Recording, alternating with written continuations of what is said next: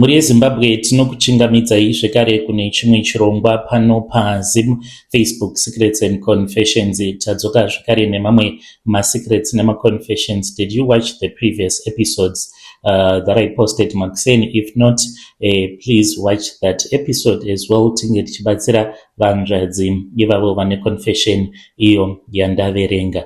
Regedzai tibva tapinda mumamessages andadzoka ndakakubatirai. Message yedu yekutanga yakamira sekudai so: hanzi mukomanashi muri sei? Ndiri kuda kureurura izvo zvandakasangana nazvo. Ndiri kuda kukuudzai izvo zvakazoitika kumurume uyo wandainge ndava kufambidzana naye muSouth African soon after ndadivorsa murume wangu. Ndauya pano ndichishandisawo ghost account iyi nekuti ndiri munhu anoremekedzwa munomu muJohannesburg. Zita rangu muchanditi Sandra. I am a medical doctor.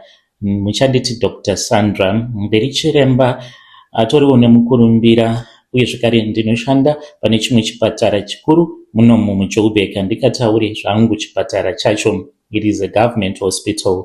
Munhu wose anondiona, especially kana vari maZimbabwean, vanoti kana ndikasvika panzvimbo panenge pakaungana maZimbabwean, ndikasvikapo ndiine motikari yandinenge ndichidriver, havazvizivi vazhinji vacho kuti motikari, the majority, about 70 or 80% motikari dzinofamba mumigwagwa muno muSouth Africa dzinenge dziri motikari dzinotorwa nezvikwereti. Ndokusaka munomu motikari dzisingashamisiri, like kuZimbabwe mbinga dzinoshamisira nekupa vanhu motikari. Kunoku kupa munhu motikari, it won't even make any sense. Unenge uchitongomupa mutoro nekuti vanhu kunoku they can afford. Pandakangouyawo kunoku mukoma, ndakangoshanda kwemwedzi mishomanana, ndainge ndatoappruvwa nebank, ndokubva ndatotorawo motikari pasina kana nguva nemurume wangu. Tikabva tatora imba, tikabva tachizoita zvemaproperties, kutenga tichitengesa dzimba. Asi anyway, murume wangu akazotanga kuita zvemagirlfriends pachipatara paainge achishanda. He is also a doctor. Paipota pachiuya vasikana maSouth African vanenge vachibva kumacolleges, manurses vanenge vari pama-attachments zvekare nemadoctors. Saka iye akazotanga kufambidzana nemastudents iwavo kusvika ndichizoona kuti kwatava kuenda hakuna, ndokubva tachizoenda paseparation. Tiri paseparation kudaro ndo pandakabva ndachizotaura nefriend yangu uyo wandichati Brenda. So Brenda akazoti-invite kuCape Town, and then I got energized kuti ndige ndichizosiyana nemurume wangu. Nyaya yangu yakatangira mugore ra2024. Ipapo mukoma upenyu hwainge hwava kundiremera. Ndainge ndiine depression. Murume wangu, he had moved out of the house. He was now staying with this other medical student muSouth African. Ainge akanaka zvake, mwana wevanhu. Saka murume wangu ainge ava kuti iye anodabarika, anomuda musikana wake iyeye, but ndainge ndisingadi kuti ndinge ndichizoiswa pabarika nemurume wangu, but ndainge ndisingadi futi kuti marriage yangu inge ichizoparara. Ndainge ndava caught in between, ndisingachazivi kuti ndoita zvekuita sei neupenyu. That was when I reached out to Brenda and I told Brenda everything that was happening in my life. Mukomanashi, ndaiti kana ndikabuda ndikaenda kunight shift, ndaita imwe depression isingaiti. Zvinhu zvainge zviri mupfungwa dzangu zvainge zvava kundiwandira. Ndainge ndava kurarama life yekuti pasocial media ndaita shanje ndichiona vamwe vakadzi vanenge vari pasocial media, ivo vanenge vachinzi ma-entrepreneur, vachidya mari dzavo. Saka ndakazotaura naBrenda ndikati I can't take it anymore. Ndinokwanisa kana kuzongoita overdose yama-sleeping tablets, because I always looked at it thinking kuti it was the best way to die. Kungofa zvako wakarara usina chaunenge uchiziva. Rimwe zuva mainge muri muna January muna 2024, I then received a video call kubva kushamwari yangu yekuvarsity. Brenda neni takadzidza tose University of Zimbabwe tichiita zvidzidzo zvedu zvekuti tinge tichizova vana chiremba, asi iye ainge akatamira kuCape Town. But after inini ndazoya kunoku ndini ndakatomubatsira kutoaplya online kusvika achizowana basa. Brenda airatidza kunge ainge ari munhu ainge achirarama mune imwe nyika isiri South Africa. Of course, munhu unoappruvwa zvako motikari dzeko bank, but pane dzimwe motikari dzekuti unozvibvunza kuti munhu uyu mari yacho ari kumboiwana kupi, because still unofanira kuti unge uchizobhadhara mari dzakawanda nema-maintenance. Saka a Range Rover, it is a high maintenance car, haingotengwi nemunhu wose, because unokwanisa kuitenga maybe for cheap, but to maintain a Range Rover, it is not cheap at all. Saka aiti kana akanditumidzira mapictures ake, ndainyatsokuona kuti Brenda is enjoying her life. Ainge akaramba nawo nemurume wake who was a pilot. Kungosvika kwaakaita muCape Town, he started going crazy nevakadzi vemuCape Town ndokubva vachizorambana. She was living her life as a single mother. Ainge achienda kumayat, achienda kuEurope, uye zvekare ainge achigara muKings Bay. Saka pandakamuudza kuti I was really depressed nekuda kwezvainge zvichiitika, Sandra akati kwandiri, uya kunoku, you are going to be fine. Kana ukaramba uri musame environment, haumbofi wakahila. Brenda akandeti ainge achida kuti ndinge ndichienda kuCape Town. Ndikati kobasa, akaseka akati, iwe basa rei? Just ask for leave, umbouya kunoku. Saka akandiudza kuti muna June painge paine chiitiko chinonzi exclusive Duke and Slay chainge chichazoitika. Akati this Duke and Slay haisi yevarombo, asi Duke and Slay party yembinga dzevakadzi chete. Akandiudza kuti kana ukauya, sezvo uri kuti uruda kupindawo mubusiness, pane mumwe mukadzi muSouth African uyo wandinoziva, iye ane ma-catering tenders ekugovernment and ari kuwana mari yakawandisa, anoda mapartners. Kana kuri kunzi iwewo ukauya kuno, ukamushuwa kuti unokwanisa kutaura naye mukanzwisisana. Saka mwoyo wangu wakafara, ndainge ndaneta nekungogara ndiri depressed nguva dzose, and I wanted to be an entrepreneur. Kunyange ndainge ndichazoramba zvangu ndiri chiremba, but ndainge ndichida kuti me as a doctor, I will say that being a doctor is a side hustle for me. Brenda akati Duke and Slay iyi yaiva yekuti vakadzi vange vachizorodza pfungwa uye zvekare vachingopanana ma-advices. Akanditi, but paunouya kunoku, we are going to spend a week together. Unofanira kuti unge uchizoya kunoku uine ma-exclusive designer way. Ndichakupa ma-phone numbers yemunhu ari kuzotisonera hembe dzacho. Mukomana shi pandakapiwa ma-phone numbers, ndichipiwa catalog, ndakaseka because painge paine rimwe dress rainge richitodarika pay yangu yemwedzi wose. Ndakamufonera ndikati, naiwe zvaunondishurira, do you mean kuti pa 1 week ndinofanira kuti ndige ndichitenga 7 dresses? Akanditi yes, not only 7 dresses, unofanira kuti kunge uchizova nebeach wear, unofanira kuva nehembe dzaunozorara wakapfeka. We have to wear designer wear at all the times. You have to make this sacrifice. Ndikati, iwe Brenda unopenga, do you mean kuti I have to spend above 300k kungotenga hembe dzandichapfeka 7 days? Akanditi 300k iyoyo ichaita kuti unge uchizova a multimillionaire. Ndikati okay. Saka ndakabva ndachizotaura nadesigner uya, ndokubva ndachizotora mari through a credit card, ndikabva ndachizodeposita mari muaccount. Hembe dzikasonewa dzikaunzwa mukomanashi. Ndakaona kuti hembe idzodzo dzainge dzichidhura for a reason. Even the material, the quality, it is such quality yekuti you will never find it in a shop. Kunyangwe mashop anodhura haufe wakaona hembe dzine quality yakadaro. So I was dressed up looking like a business mogul. Akandiudza kuti kwainge kuine vamwe vakadzi vekuCongo, South Africa nevekuZimbabwe zvekare. Brenda akandivimbisa kuti ndaizodzoka kuJohannesburg ndatova a multimillionaire nechekare. Tariro yangu yainge yava kuCape Town. Kana ex-husband akatoshamisika because I was depressed before that. Ndaimufonera ndichiti, please baba K, dzokai kumba. After that ndainge ndisingachambomufonere. Kana iye akasvika pakundibvunza kuti, nai Sandra, are you okay? I'm scared kuti depression inokwanisa kuzokuuraya, because he knew kuti I was depressed. Ndakaseka ndikati, inini ndiri baba K, ndinototyira imimi kuti muchavagona here ava vamakatora vechidiki ameno ikoko. Isusu kuno kutiripo tiri kutodya life tichitonakidzwa ende zvichangoenda zvakadaro. Saka akatoshamisika neresponse iyo yandakamupa.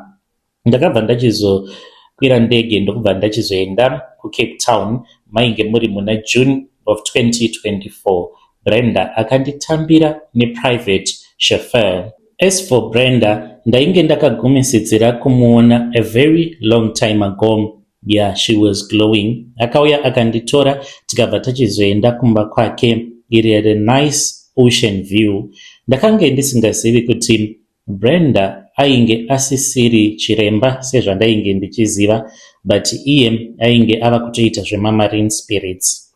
Usiku ihwohwo ndisati ndaenda kuDuke and Slay iya yandainge ndichifanira kuti ndige ndichizoenda naBrenda. Brenda akandipa champagne ndokubva achizondiudza kuti champagne yandainge ndanwa ainge aisanganisa nemishonga. Ndikati like what? Why wandipa champagne yawasanganisa nemushonga? Akangoti kwandiri, chingonwa Sandra chipedzisa yasara, ndakupa waini iyi kuti unge uchikwanisa kuzovhurika maziso ako. Ndakainwa mukomanashi nekuti already pane zvandainge ndava kutonzwa zvainge zvava kuitika muspirit mangu. Ndaiona sekunge ndainge ndava kufukidzwa nekumbeze zvishoma nezvishoma. For a split second I think ndakaona mweya mutsvene vachibhururuka kubva mumwoyo mangu, vachibhururuka senjiva yainge iri yewhite. Ndopandakabva ndachizoona kuti mumba matainge tiri, mumba maBrenda, makangoti dhuma rimwe rima. Brenda ndopandakazomuona akanditarisa akangonyemwerera kunge munhu ainge atozviziva kuti I had been possessed by then. Saka takabva tachizoenda kuDuke and Slay. Taendako, I was wearing a red silk dress. It was the most expensive one. Uye zvekare ndainge ndiine dhuku red rainge riine embroidery yegold. Zvinhu izvi mukoma, as expensive as these dresses were, takaenda tikanozvisiya mugungwa. This was our sacrifice for us to become rich. Ndini ndega ndainge ndiri murombo pavanhu ivavo. To other people, being a doctor unenge uchitonzi uri mupfumi, but pachikwata ichocho ndini ndaitonzi ndainge ndiri murombo. Takasvika kune imwe mansion iyo yainge iri mugomo. Imba iyi ndingangoti yainge yakakomberedzwa nemvura kumativi ose. Pandakapinda mukati ndakavhunduka. Mainge musina kana music dzimwe dziya like vana mapiano. Mainge makatongozara vakadzi vechikongolese vainge vakanaka, vainge vakapfeka madhuku avo ende vainge vakashongedzeka. Umwe wacho ndakaudzwa kuti dress raainge akapfeka rainge riri re500,000. Murume wake anoita zvekuhodha zvinhu in bulk, anotohodhera even hurumende yekuDRC muno muSouth Africa. Vakadzi vose ava ndakaona kuti madress avainge vakapfeka ainge aine besu sehove. Brenda akabva achizonditora akandisvitsa kune umwe mukadzi mukuru wechiSouth African uyo wandichati Gladys. Gladys ainge akange achinditarisa kubva kumusoro kusvika pasi, akagutsurira musoro wake akati, I can see kuti chiremba ava vane ropa rakachena. Brenda akati kwandiri, Sandra, Ma'am Gladys ndivo vane catering tenders ose muCape Town nekuEastern Cape. Vanoita zvekubika muzvikoro uko kunoenda vana varombo vanopiwa magrants nehurumende kuti vange vachiita basa iroro. Kana uchida kuti unge uchizodya navo mundiro imwe chete, unofanira kubvuma kupinda mudziva redu uchigeza nesu mudziva redu. Izvi handina kukwanisa kuzvinzwisisa kuti dziva racho ravainge vachitaura rainge rimbori dziva rakaita sei. Pamba apa painge paine swimming pool. It was a heated swimming pool. Patakaenda kuseri kwemansion ndakaona pool yainge ine mvura yainge iri yegreen, not green uyauya wekuti inenge iri mvura inenge yakasviba, but it was emerald green. Uye zvekare yainge yakazara nemaruva ende yainge ichinhuhwirira. But one thing that made me to be surprised, ndakaona maseaweeds ainge arimo muswimming pool. Vakadzi vechikongolese vakatotanga kutokurura zvipfeko zvavo vakapindamo muswimming pool imomo vakashama. Ndikabva ndanzi neniwo ndinge ndichipinda. Ma'am Gladys vakati, Sandra, pinda. Vakadaro ndikabva ndachizoita saizvozvo. Ndakambozeza asi Brenda akatoita sekunge achandisundidzira mumvura achiti uri kuda tenda here kana kuti uri kuda kuramba uri a poor doctor. Ndakapinda mumvura imomo ndikabva ndanzwa chando chakanyanyisa. Ndiri mumvura ndakanzwa sekunge ndakabatwa ruoko rwangu nechinhu chainge chichitsvedza chainge chirimo mumvura imomo. Vakadzi vaya vakatanga kundiblessa mumvura imomo. Vose vakauya, tainge tisiri ku deep end, mvura yainge ichingosvika kumabvi kwedu. Saka vakauya including Brenda, then ndokubva vachizondiisa pakati pecircle. Vose vainge vachindipa maropafadzo avo emumvura, vainge vachipota vachikupira mvura pandiri. Izvi zvakaitwa tose tainge tisina chatainge takambosimira, tainge takangoshama takadaro. Vakandiisa pakati pecircle ndokubva vachizotanga kupira kumvura. Iye Gladys pane zvaainge achimwaya mumvura. Vamwe including Brenda ndo vainge vachitaura nezwi rimwe chete asi vaitaura nechirungu. Vainge vachiti, Manjuzu, gamuchirai mwana wenyu uyu, gamuchiraiwo mwana wenyu uyu. Gladys akabva achizoburitsa rimwe gaba rainge riine cream yered. Ndakabva ndachizonzi ndige ndichizozora paganda rangu mazuva ose muna 2024.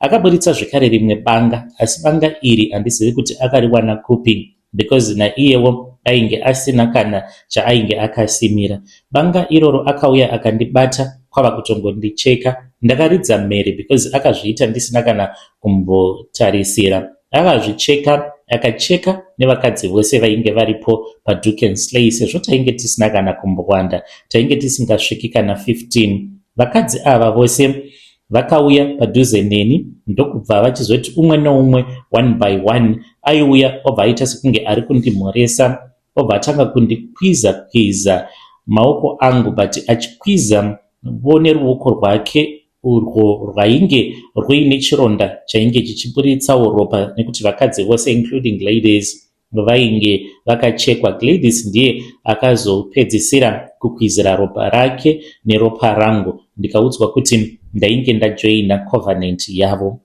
Ndakaudzwa kuti mafuta avo andainge ndapiwa, red cream yandainge ndichazozora, munhu wose uyo ainge achandiona ainge achazonzwa kuda kungondipa mari. Kana ndainge ndichazoapply for matenda, munhu uyo anenge achifanira kuti ange achizogadzirisa madocuments anofanira kuti anga achiita mistake pakambani yaanenge asarudza obva achizosarudza yangu kambani, kunyange iri kambani inenge isina that profile yekuti ndinganzi ndaikwanisa kuti ndige ndichizowaniswawo tenda. Ndakanzi ndainge ndichazoita ganda rinopenya zvekuti kana munhu akanditarisa, munhu iyeye anoramba akanamatira kwandiri. Mukomanashi ndakatanga kuzora mafuta iwawo muviri wangu wose. Handina kunge ndakaziva kuti boka iri revanhu vainge vakandikoka kuDoek and Slay rakange riri boka revaroyi, a witches coven, rinoshandisa mhepo dzemanjuzu kana kuti marine spirits kuba pfuma uye zvekare kuva nepfuma yeumbinga iwewe uri munhukadzi. Brenda uyu ainge asina kundibudira pachena kuti naiyewo ainge akapinda mudark kingdom and ainge achida kuva nemunhuwo waaiwirirana naye from the past. Ndokusaka ainge asina kundiudza chokwadi, akangondiudza kuti izvi ndezvemabusiness deals mukati. Dai kwanga kuri kunzi ainge akandiudza chokwadi, handaimbobvuma kuti ndige ndichiitiswa zvinhu zvakadaro semunhu anonamata. Usiku ihwohwo mukomanashi ndakatonzwa kutoti ganda rangu rakachinja. Ndakaona imwe njuzu iyo yakauya kwandiri. Njuzu iyi yaipenya, yainge yakanaka zvekuti pandakamuka, pandakanzwa voice rakati enda unozvitarisa muglass, skin yangu yaita kuglowa. It was so radiant. Ndakatya kuramba ndakazvitarisa muglass. Ndakazvitarisa muglass kudaro ndakatotanga kutochema because ndainge ndava kuti zvino kana kuri kunzi inini ndinozvitya sekutya kwandainge ndichiita panguva iyoyo, ko vanhurume vaisazonditya here? Vanhu vaisazonditya here? Ndikanzwa izwi rakati kwandiri enda unorara. vamwe vanhu vanenge vachikuona uri njuzu inenge yakanaka, asi iwe uchange uchizviziva zvauri. Zvandiri chaizvo handikwanisi kuti ndige ndichizvirondedzera kwamuri mukoma. Ndakadzokera kuJohannesburg ndisingazivi kuti ndainge ndatova mutakuri wemadhimoni avo anobva kumvura. Kudzokera kwangu kuJoburg muna July 2024 zvinhu zvakabva zvachizotanga kufamba zvakanaka. Ma'am Gladys vakandifonera vakati, Sandra, pane tenda yandoda kuti ndike ndichizokupa, but une vanhu vanofanira kuti unge uchibhadhara. Uchasangana navo kurestaurant yakati yandisingatauri nezita. Unongovapa mari, usataura anything. Mari iyi unofanira kuti unge uchiisa muplastic bag reblack, then obva wachizoisunga. Mari iyoyo haifaniri kuti inge ichizoonekwa, uye zvekare usagara kwenguva yakareba. Uchanoona varume vaviri avo vanenge vakagara murestaurant imomo, vachange vakapfeka masuit anenge akafanana. Kala handisati ndaziva, but vachange vakapfeka masuit akafanana pakala. Kana ukangoona varume ivavo unongosvika ungovapa mari, then you go, do not say anything, otherwise tenda iyoyo unokwanisa kuzoiluza. Yainge iri tenda, it was worth millions. Tenda yekuti tinge tichikwanisa kuzoita makantin muzvipatara uye zvekare nekusupply chikafu kuzvikoro around Gauteng. Saka ndakatenga mobile trucks avo andakanzi ndige ndichitenga ekuti nyangwe tikasvika patinenge tasvika tinokwanisa kutobikiramo mumatrucks angu iwapo. It is like a mobile canteen. Mukati memwedzi miviri mushure mekunge ndakwanisa kubata tenda iyoyo, muaccount mangu makapinda 2 million. Mari yandainge ndisati ndakambobvira ndakarota, kana baba vangu kumbogara vakarota mari yakawanda kudaro. Ndakakasika ndatenga hangu imba ini Waterfall Estate, because bank rakanditumidzira notification rikati you can qualify for such a house. Ndokubva ndataura neumwe agent, ndataura naagent uya akati yes indeed. I then moved out from my family house that we had stayed, me and my husband, for a long time. Then ndokubva ndachizotanga kugara kunoku kwandiri kugara kuWaterfall Estate. Ndikabva ndachizotenga Porsche Cayenne. Ndakatenga maPorsche awa matatu, asi akasiyana mamodels acho.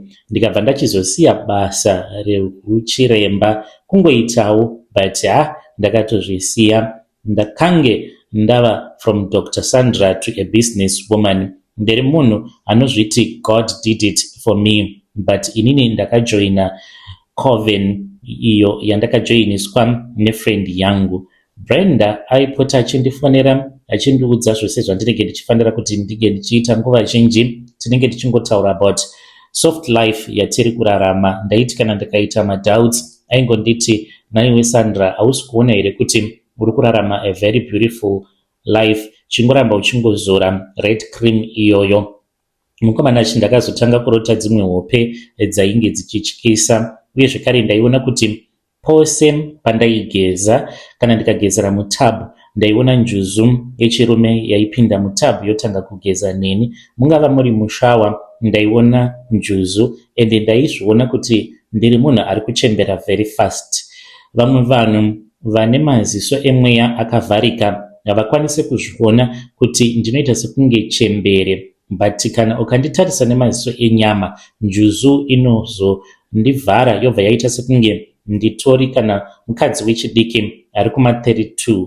Mumba mangu kunoku kuWaterfall kwandinogara, mukomana chi ndine nguva dzekuti ndinoona njuzu dzinenge dzichitokambaira pasi, dzimwe dzinenge dzichifamba. Kurara nenjuzu yechirume zvinorwadza nekuda kwekuti nhengo dzakatosiyana.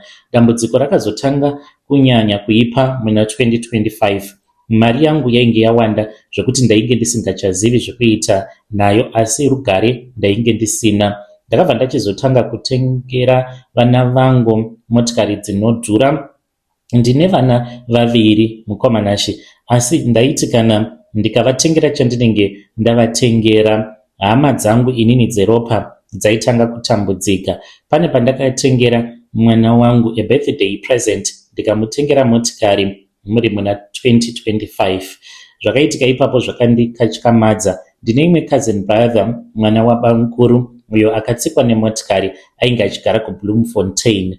Asi ndakatomurota musi webirthday apo pandakapa mwana wangu motikari iyo yandainge ndatenga through a dealership. Ndakatonzwa voice rakati kwandiri, uri kumuona here uyu James, not his real name, ndiye ari kufanira kuti ange achizobhadhara. Ndikati kubhadhara chii? Ipapo tainge tichifamba tiri mutown. Ndo pandakazoona kuti kunhu kwatainge tichienda ndiko kwainge kuri kudealership kuya uko kwandainge ndakabva mukutenga motikari.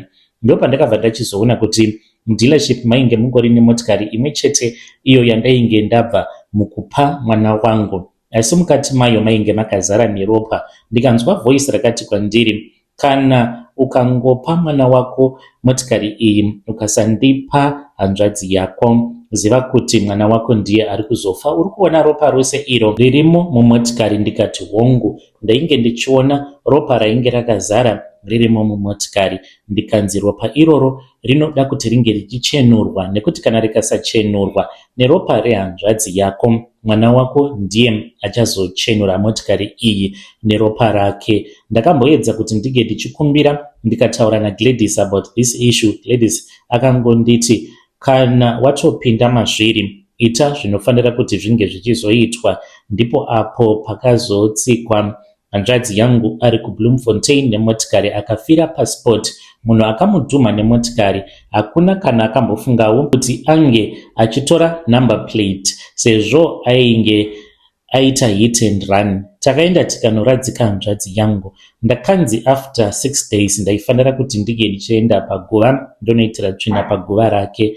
Mukomana achi ndakangoti ndichingopedza kuita tsvina iyoyo, ndakafamba kuda about 3 to 4 meters kubva paguva rebrother yangu. Izvi ndakazviita usiku. Ndakaita sekunge ndainge ndatodzoka kunoku kuJoni, ndokubva ndaenda kuHarare ndikadhiraivha ndichidzokera kumusha, ndikatsvaka pandakapaka motikari yangu ndikanoita mabasa angu erima. Ndakangoti ndichingobvapo paguva ndipo pandakabva ndachizoona Njuzu iyi.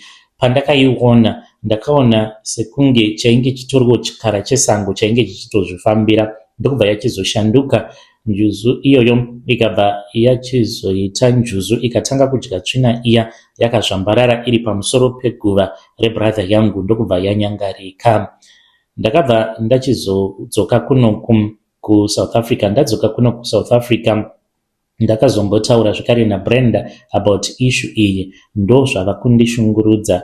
Brenda iye akachekeresa amai vake. Inini kuchekeresa kwandakaita brother yangu hanzi hazvisi kutorwa as if it is a sacrifice. Hanzi ndakachekeresa brother yangu nekuda kwekuti handina kunge ndakatanga ndakakumbira Njuzu kuti ndikuda kutengera mwana wangu motikari. Imari yakaita sei yekuti kana wafunga kutengera mwana wako chaunenge uchida kumutengera, unotanga wakumbira Njuzu dzokuudza kuti zvinoita here kana kuti kwete. Akanditi next time usazozviita. Ndikati saka iwe wakambozviita here? Akati no, I always follow the rules. Akandiudza kuti iye akaita sacrifice, akachekeresa amai vake. Ndikamubvunza, ndamubvunza kudaro kuti saka iwewe Brenda, kana kuri kunzi wakachekeresa amai vako, inini sacrifice yandinofanira kuti ndinge ndichizoita ndichaita rini? Akangoti handizivi because idzo Njuzu ndo dzinoziva.